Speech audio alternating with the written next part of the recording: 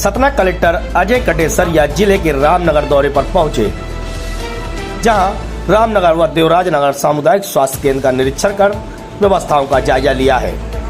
Collector ने corona के इलाज की व्यवस्थाओं का भी निरीक्षण करते हुए देवराजनगर बीएमओ डॉक्टर आलोक अवधिया को गंभीर कोविड संक्रमित मरीज के लिए 20 बेड की व्यवस्था करने का आदेश दिया।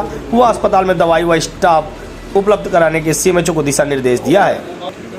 इस मौके पर एसडीएम के पांडे, तहसीलदार, बीएमओ सहित स्वास्थ्य केंद्र का स्टाफ मौजूद रहा है। बिंदकरण के लिए रामनगर से महफूज खान की रिपोर्ट।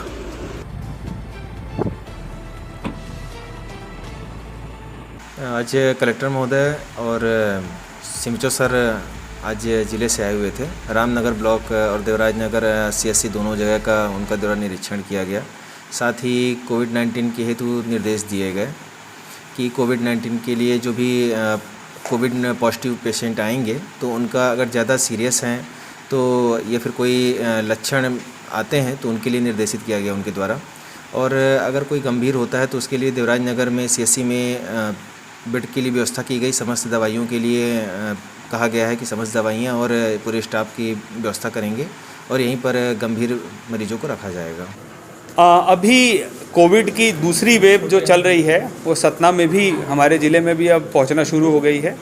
कल बड़ी संख्या में पॉजिटिव मरीज निकले हैं, रामनगर के भी निकले हैं। हालांकि रामनगर के 7 मरीज जो कल निकले हैं उसमें 6 गांव के हैं और पूरी तरह असिम्प्टोमेटिक है।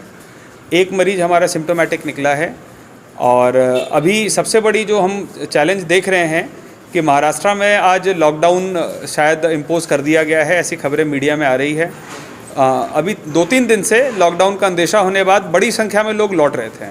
अब और बड़ी संख्या में लौटेंगे और चूंकि कोई वैसा लॉकडाउन नहीं है तो हम उनको डिटेन भी नहीं कर पाएंगे, रोक भी नहीं पाएंगे। अब वो आएंगे तो उनको लेके सतर्कता सबको मेंटेन करना ज़रूरी है।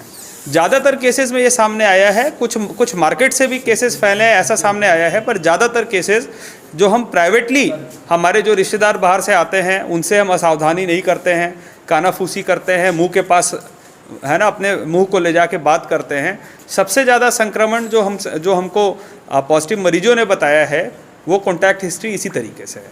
तो बाहर से जो लोग आए हैं वो हमारे अपने हैं, पर 1 हफ्ता 10 दिन हम उनसे थोड़ा दूर रह जाएंगे, है ना। उनसे अगर बात करनी है तो कम से कम 6 फुट 8 फुट, मैं तो कहूँगा 2 गज नहीं 4 गज की दूरी से भी बात कर लें, उसमें कोई हमारा नुकसान नहीं हो जाएगा।